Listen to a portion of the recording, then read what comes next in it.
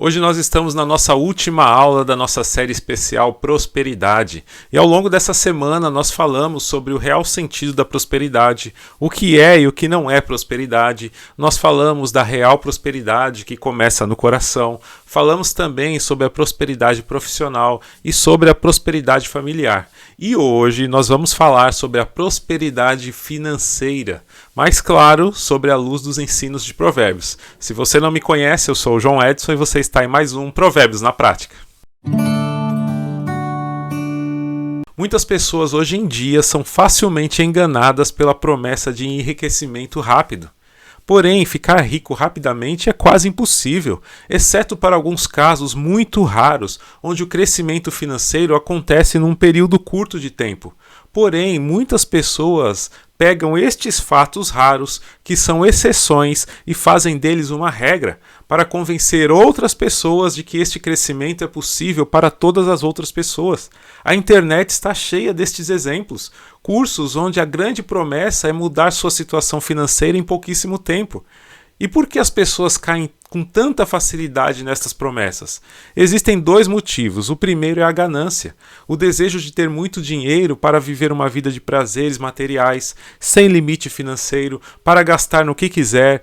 O segundo ponto é a crença que foi implantada na maioria das pessoas de que uma hora a sorte grande vai cair no seu colo e vai mudar toda a sua vida. Ou alguém vai aparecer para te ajudar, ou vai acertar na loteria, ou vai aparecer uma grande oportunidade profissional que vai alavancar a sua vida financeira de uma hora para outra.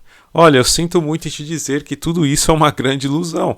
Você pegar exceções e transformar em regras e achar que isso vai acontecer com você é uma perca de tempo tremenda. Oportunidade não é sorte, oportunidade é estar preparado para as chances que Deus vai colocar no seu caminho ao longo da sua vida. Mas, João, existe um caminho orientado por Deus para a prosperidade financeira? Sim, existe. Mas antes de falar sobre este caminho, eu gostaria que você entendesse que a prosperidade financeira com Deus tem que estar pautada em propósito e não em desejo. Porque se eu perguntar para qualquer pessoa, ela vai desejar ganhar mais dinheiro. Aliás, todos vão falar que sim. Então, não é desejar que te faz prosperar financeiramente, porque todos desejam, mas porque poucos prosperam. Agora, quando você tem um propósito claro, pautado em princípios e valores, as possibilidades se tornam muito mais claras e possíveis. Neste aspecto, é importante destacar que prosperidade financeira, segundo as Escrituras, não é ter muito dinheiro, mas ter dinheiro suficiente para cumprir o seu propósito. Por isso, a ganância muitas vezes tira você da compreensão do que é ser próspero financeiramente. Por exemplo, se o seu propósito nesta vida é cuidar da sua família, dar aos seus filhos a oportunidade de estudar em bons colégios, morar em uma casa confortável e passar por esta vida de forma tranquila financeiramente, você tem um propósito nobre. Não tem nada de errado nisso. Mas se você alinhar isso a ajudar pessoas que estão em condição desfavorável e contribuir para o crescimento da obra de Deus neste mundo, seu propósito se torna ainda mais nobre. Então, se você já vive esta vida que planejou e Deus te abençoou nesse sentido, você é uma pessoa próspera financeiramente, porque tem condições financeiras para cumprir o seu propósito que Deus colocou no seu coração, de cuidar da sua família, ou ajudar ao próximo, ou a obra de Deus neste mundo. Agora, existem pessoas que desejam isso, têm esta condição e não se consideram prósperas porque perderam o foco dos seus propósitos e começaram a olhar para os outros, para o que eles possuem, e começaram a desejar a vida do outro em vez de ser grato pela própria vida. E aí entra nesse ciclo de derrotismo, porque não enxergam as bênçãos de Deus na própria vida, e isso tem tirado a paz de muitas pessoas, colocando sobre si um peso desnecessário em busca de uma prosperidade financeira que não é prosperidade, é simplesmente ganância. Prosperidade financeira tem a ver com a sua vida e não com a vida dos outros. Não meça sua vida com a régua dos outros. Entenda seus propósitos e busque alcançá-los. Agora, existem alguns propósitos na vida que exigem ter muito dinheiro. Por exemplo, o meu. O meu plano é levar o conhecimento de Provérbios para o maior número de pessoas que eu conseguir. Ainda falta muito e eu sei disso. Então, para que isso se torne realidade, eu preciso ter muito dinheiro. Então, em vez de ficar aqui pedindo dinheiro para você para cumprir o meu propósito, o que eu faço? Eu dou vários treinamentos, cursos, palestras com o conhecimento que eu tenho do livro de Provérbios aplicado a várias áreas da vida, e aí sim eu levanto recursos para que este propósito possa se realizar.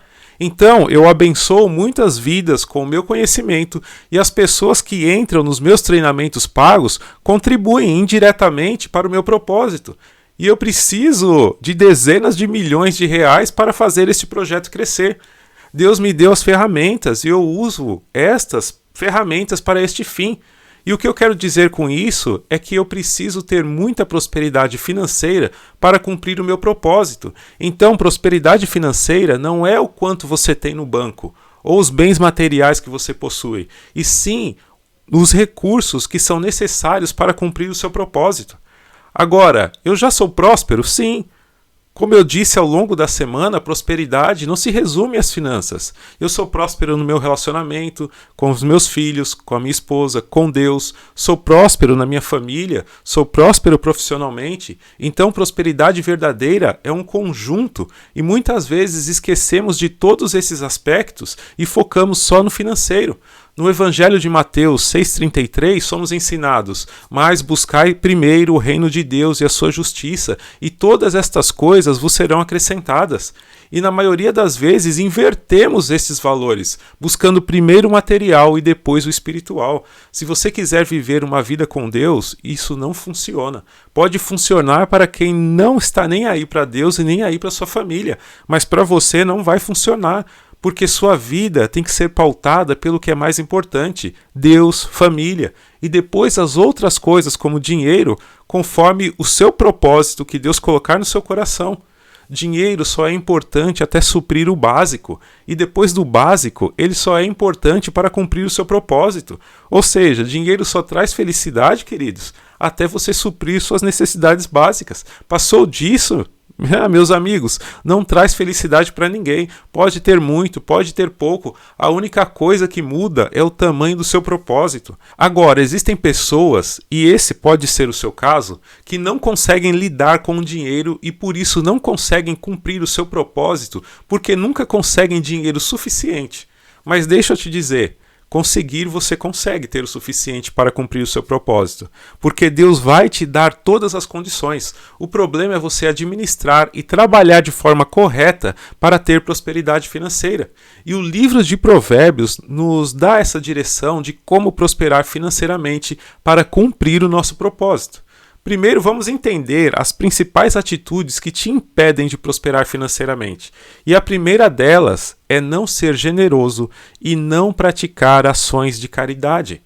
O Provérbios 11:26 nos ensina dizendo: quem retém o trigo, o povo amaldiçoa, mas a bênção haverá sobre a cabeça de quem o vende. O provérbio destaca a importância de compartilhar e ajudar os outros.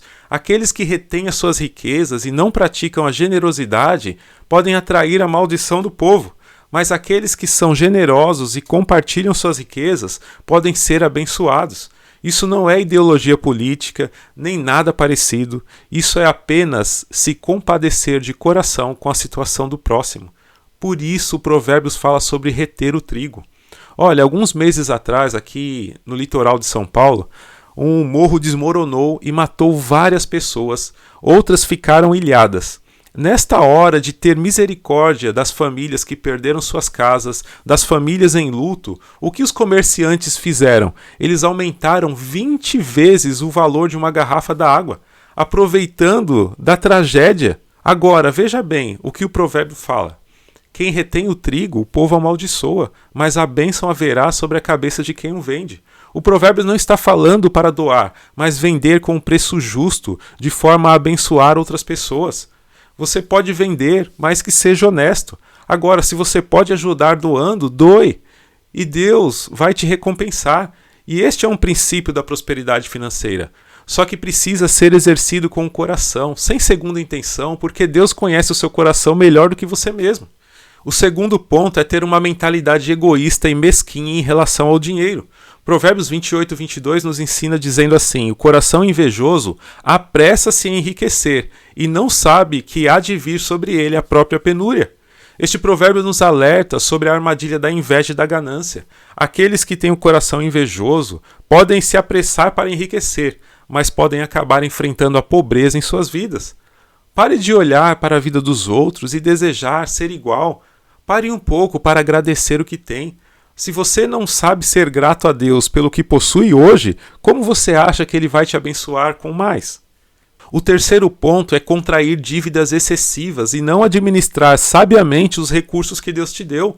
O Provérbios 22:7 nos ensina: o rico domina sobre o pobre, e quem toma emprestado é servo do que empresta. O Provérbios destaca a importância da administração financeira adequada. Aqueles que vivem além das suas possibilidades se endividam excessivamente e se tornam servos dos seus credores. Isso quer dizer que você se torna escravo de quem você está devendo. Isso significa que as suas dívidas podem controlar a sua vida e impedir a sua prosperidade financeira. Por outro lado, Provérbios nos ensinam as atitudes que impulsionam a prosperidade financeira. Primeiro é honrar a Deus com seus dízimos e ofertas, reconhecendo como provedor. O Provérbios 3, 9 e 10 nos ensina: honra ao Senhor com os teus bens e com as primícias de toda a tua renda. Assim se encherão de fartura os teus celeiros e transbordarão de mosto os teus lagares.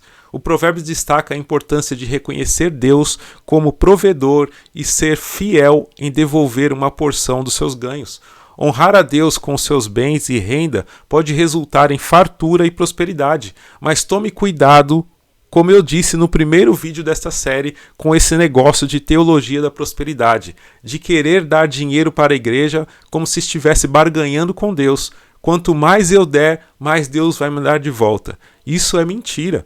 Procure dar suas ofertas, dízimos, doações para instituições idôneas e comprometidas com a verdade, e faça de coração, por gratidão por tudo aquilo que Deus tem te dado. O segundo ponto que pode impulsionar a sua prosperidade financeira está registrado em Provérbios 11:25, que diz assim: a alma generosa prosperará, e aquele que atende também será atendido.